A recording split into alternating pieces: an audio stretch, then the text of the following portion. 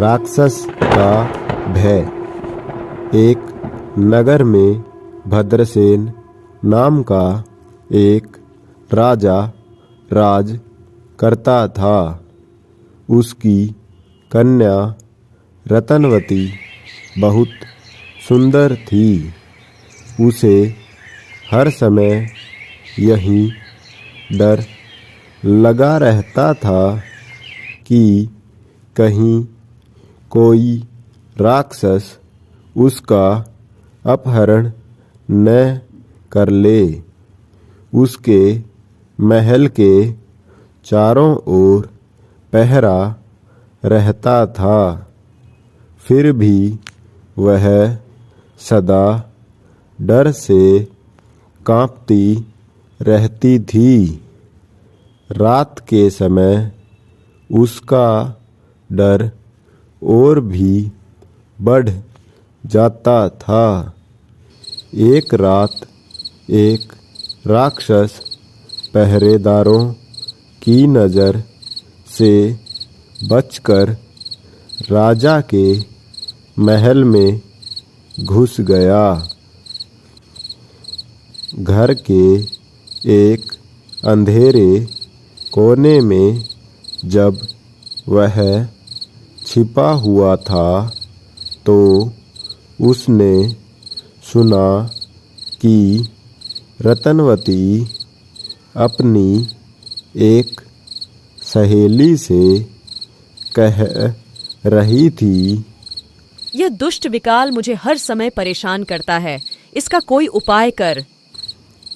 राजकुमारी के मुख से यह सुनकर राक्षस ने सोचा कि अवश्य ही विकाल नाम का कोई दूसरा राक्षस होगा जिससे राजकुमारी इतनी डरती है।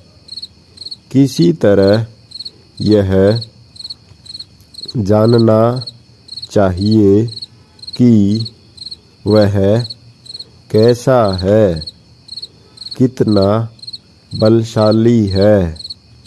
यह सोचकर वह महल से बाहर आ गया और घोड़े का रूप धारण करके अश्वशाला में जा छिपा। उसी रात कुछ देर बाद एक चोर उस राजमहल के पास आया। वह वहाँ घोड़ों की चोरी के लिए ही आया था। अश्वशाला में जाकर उसने घोड़ों की देखभाल की और अश्वरूपी राक्षस को ही सबसे सुंदर घोड़ा देखकर उसे अश्वशाला से बाहर निकाला और वह उसकी पीठ पर चढ़ गया। अश्वरूपी राक्षस ने समझा कि अवश्य यह व्यक्ति ही विकाल राक्षस है और मुझे पहचान कर मेरी हत्या के लिए ही यह मेरी पीठ पर चढ़ा है। किंतु अब कोई चारा नहीं था। अब तो चोर उसके ऊपर सवार हो चुका था। उसके हाथ में एक चाबुक थी। चाबुक लगाते ही वह भाग खड़ा हुआ। कुछ दूर जाकर चोर ने उसे रोकने की कोशिश की, लेकिन घोड़ा भागता ही रहा। उसका वेग कम होने के स्थान पर बढ़ता ही गया। तब चोर के मन में शंका हुई, यह घोड़ा नहीं बल्कि घोड़े की सूरत में कोई राक्षस है जो मुझे मारना चाहता है। किसी ऊबड़ खाबड़ जगह पर ले जाकर यह मुझे पटक देगा। मेरी हड्डी पसली टूट जाएगी। यह सोच ही रहा था कि सामने वट वृक्ष की एक शाखा आई। घोड़ा उसके नीचे से गुजरा। चोर ने घोड़े से बचने का उपाय देखकर शाखा को दोनों हाथों से पकड़ लिया। घोड़ा नीचे से गुजर गया। चोर वृक्ष की शाखा से लटक कर बच गया। उसी वृक्ष पर अश्वरूपी राक्षस का एक मित्र बंदर रहता था।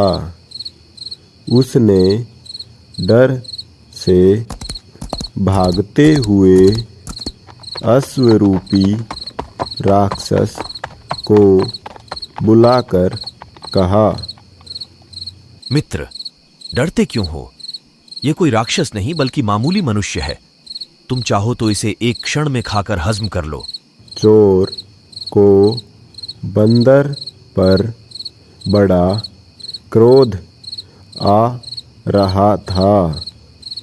बंदर उससे दूर ऊंची शाखा पर बैठा हुआ था, किंतु उसकी लंबी पूंछ चोर के मुख के सामने ही लटक रही थी।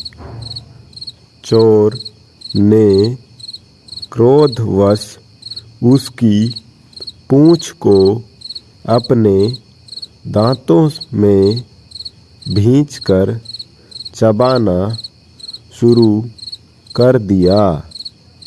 बंदर को पीड़ा तो बहुत हुई, लेकिन मित्र राक्षस के सामने चोर की शक्ति को कम बताने के लिए वह वहाँ बैठा ही रहा। फिर भी उसके चेहरे पर पीड़ा की छाया साफ नजर आ रही थी। उसे देखकर राक्षस ने कहा, मित्र, चाहे तुम कुछ भी कहो, किंतु तुम्हारा चेहरा कह रहा है कि तुम विकाल राक्षस के पंजे में आ गए हो। यह कहकर वह वहाँ से भाग गया।